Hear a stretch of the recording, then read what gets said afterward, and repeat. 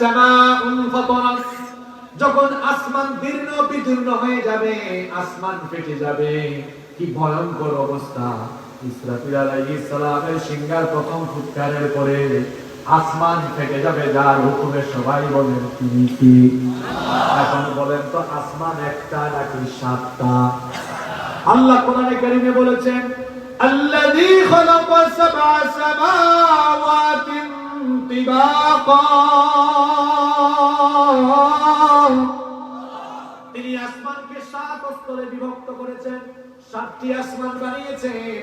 আর এই আসমানের বিশালতা এমন, আসমানের বিস্তৃতি এমন, আপনি পিরোজপুরে থাকলেও নীল আসমান দেখবেন, মধুপুরে গেলেও নীল আসমান দেখবেন, ঢাকায় যদি যান সেখানেও নীল আসমান দেখবেন, দেশের বাহিরে যান, দুবাইয়ে যান, ইউরোপে যান, আমেরিকায় যান, সেখানেও নীল আসমান আছে না নাই? আস্তে বলবেন না, জুড়ে বলেন আছে না নাই? এই সামিয়ানা, এই প্যান্ডেল, আমি ধারণা করছি এখানে প্রায় 25,000 স্কয়ার ফিট জায়গার উপরে এই প্যান্ডেল বানানো হয়েছে। কিন্তু বলেন তো এই 25,000 স্কয়ার ফিট প্রায় এই প্যান্ডেলটাকে দাঁড় করানোর জন্য এখানে পিলারের সংখ্যা কম না বেশি? আরো জুড়ে বলেন, কম না বেশি?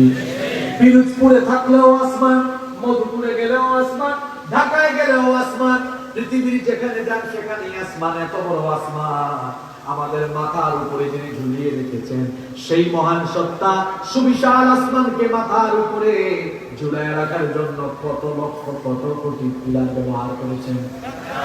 আরো জোরে বলেন, কয়টা? কোরআনে কারীমের 13 নম্বর সূরা সূরাতুল মুআদ 2 নম্বর আয়াতে আল্লাহ তাআলা বলছেন, আল্লাহুল্লাযী রাফা'আস সামাওয়াতি বিগাইরি আমাদিন তারাউনাহা থুম্মা ইসতাওয়া আলাল আরশ। আল্লাহ তাআলা বলছেন, কোন পিলার ছাড়া, কোন খুঁটি ছাড়া তোমাদের মাথার উপরে আসমান যিনি স্থাপন করেছেন, আসমান যিনি ঝুলিয়ে রেখেছেন, গলার আওয়াজ বড় করে বলেন তিনি কে? আর এই আসমানকে তিনি এমনি এমনি সৃষ্টি করেন নাই। এই পৃথিবীবাসীর জন্য, তাদের সেফটির জন্য, সিকিউরিটির জন্য, প্রোটেকশনের জন্য এই আসমানকে আল্লাহ তাআলা একটা প্রোটেকশন রূপ, সুরক্ষিত ছাদ বানিয়েছেন।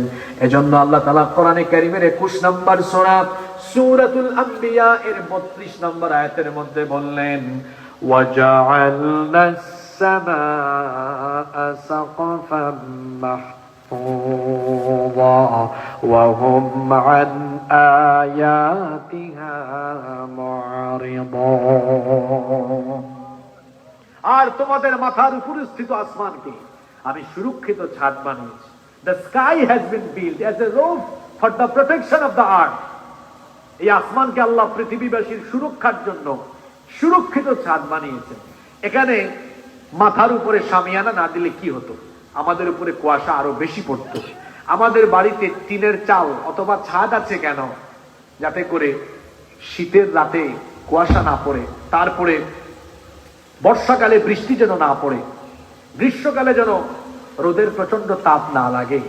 আমাদের বাসা বাড়িকে সেফ রাখার জন্য বাসা বাড়িতে আমরা ছাদ দিয়েছি কি দেই নাই? জোরে বলেন, দিয়েছি কি দেই নাই? আপনার মাথায় কি এটা আসে না? বিশাল এই পৃথিবীর উপরে আল্লাহ তাআলা আসমানকে এমনি এমনি বানিয়েছেন। কি মনে হয় আপনাদের এমনি এমনি বানিয়েছেন?